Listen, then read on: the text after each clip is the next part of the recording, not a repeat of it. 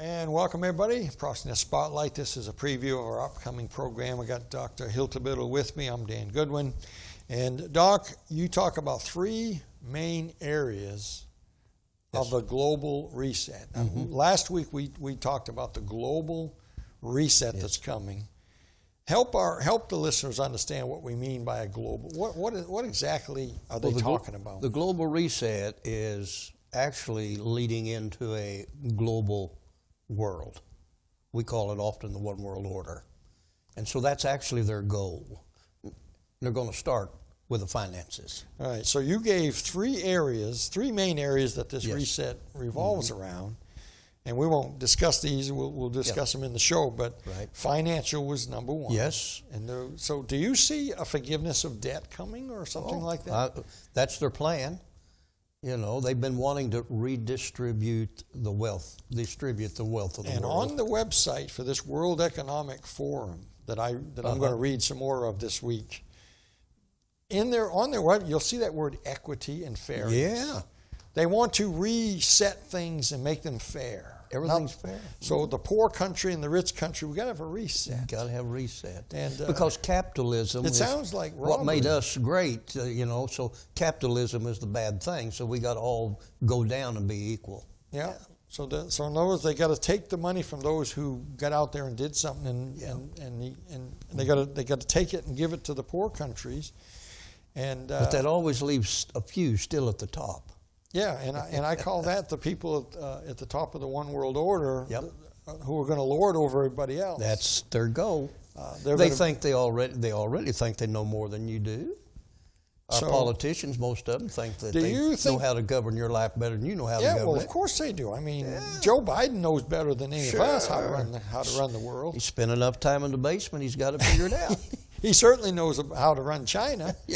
Or how to be run by China. That's the idea. Collect their dollars. Yeah. Do you think that this financial reset is just federal or governments, or do you think it's going to creep down to the individual? I think it's bigger than the government. I think it's bigger than the governments of the world. I'm convinced there are certain individuals. We know there are individuals in our world today that have more assets. You don't suppose they're wanting to get Trump's money? Well, I think they would like to get Trump's money.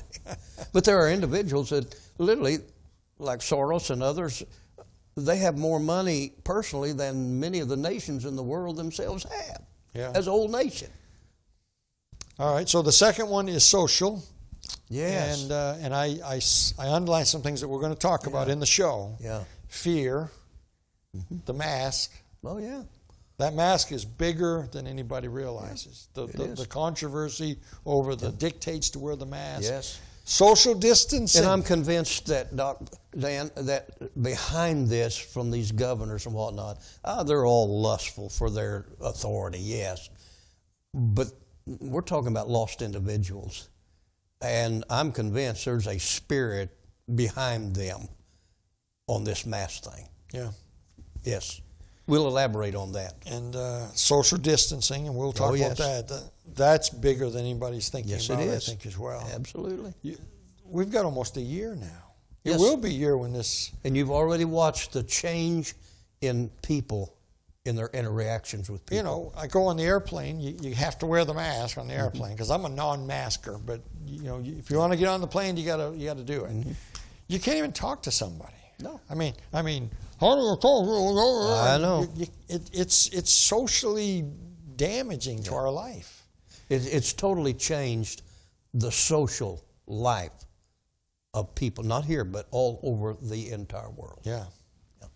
All right, so we're going to deal with those in the show. Let me just give a little whet the appetite. I'm going to read again from this article that I started in the last program. By the way, we're on every Friday night at 7 p.m. on CTN, 7 p.m. Eastern Time. You'll find our show right there on television. It's also here on YouTube. So if you're a YouTube person, you'll find our show right here. We're also on, as of December 8th, we're going to be on Tuesday nights at 11 p.m. on CTN, the same show. They've graciously given that spot to us until they sell. I guess it's an opening or whatever. They asked. They're putting us on there. And that's great. They must like what we're doing, Dan. Yeah. Yes. And there's such a need for this. and by the way, that time is coming again. Sometime by Christmas, we've got another installment to make. Yes, we do. A big TV bill that we're going to owe. And we really need you out there if you can help us. Yes. We'd like you to contact us. Either call me, text me, email me, or go to the website, Processing the Spotlight website. You can actually donate right there. But we need a few big ones. Yes. I need somebody to give us. I need somebody to put up $5,000 to help us get on the air for the next quarter. It's a lot of money. It's about what, at least $10,000. Yeah, that's with a discount price to it. And that's with nobody's getting a salary. No, we get nothing. This is ministry to us. So we're in this for you folks. Yes. And I feel like we need to stay. I feel this is important. I think we're getting something out there. And so we need folks to... The response that I'm getting from it is nothing like what you're getting, but the response I'm getting is very, very positive. Yeah. Yeah. Let me read just one little statement, and then we'll shut this down here. Here's about the reset. The purpose. Now, this is from the WEF, the World Economic Forum, established in 1971. These guys think they know better than everybody else how the world needs to run. They're pushing a financial reset. And here's what he said. This is from Klaus Schwab. He's the guy that started this thing. And no relation to Charles Schwab, by the way. I Googled that to find out. He's not related to Charles Schwab, the financial guy. At least from what I read, he's not, but same last name. He made this statement: the purpose of the Great Reset isn't merely to enact policies that would lead to additional wealth redistribution, but rather to completely overhaul the world's existing structures and institutions. That's their goal. That would include the church. Yep. And everything, the institutions of the world, the banking and I'm praying that the church will be removed before this comes about, but we don't have that promise. Yeah. Yep.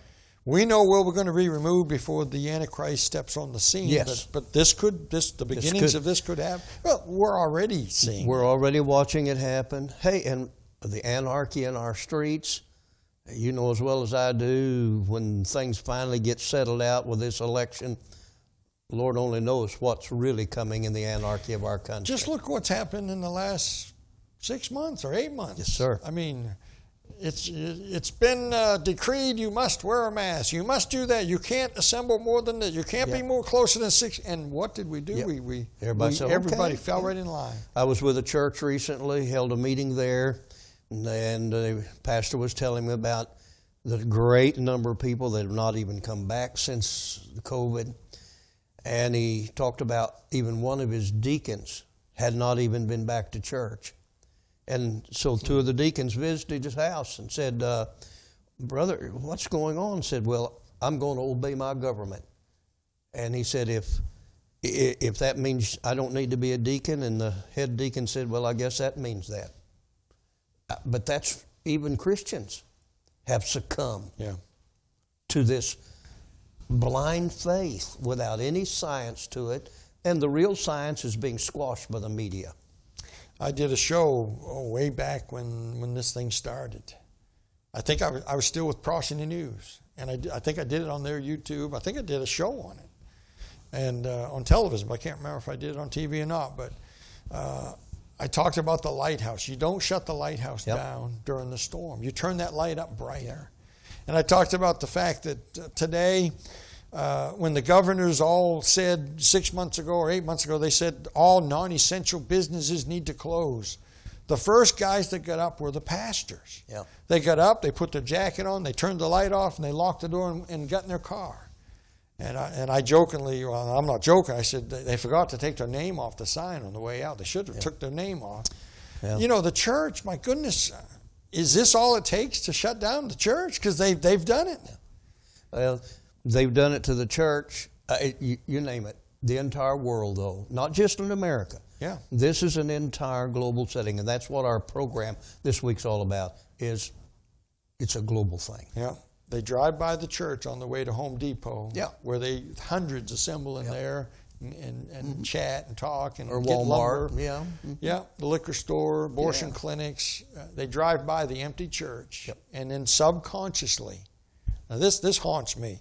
Subconsciously, they glance over and they realize That's inessential. it's non-essential. Church was never important. Yep. Now, Doc, how do we become important again, if and when this is ever over?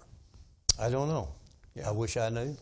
I wish I could shake some of the pastors out there and get them to realize you're essential. Get back to your church. Get this thing. Get that door open.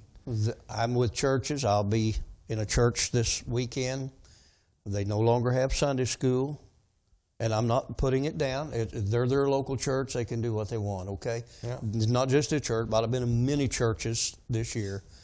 No Sunday school. They're having 2 morning services. They're having one for the folks 60 and up in first, and then they're having one for younger couples to come, and then they're having an evening or afternoon service, or some of them don't even have that.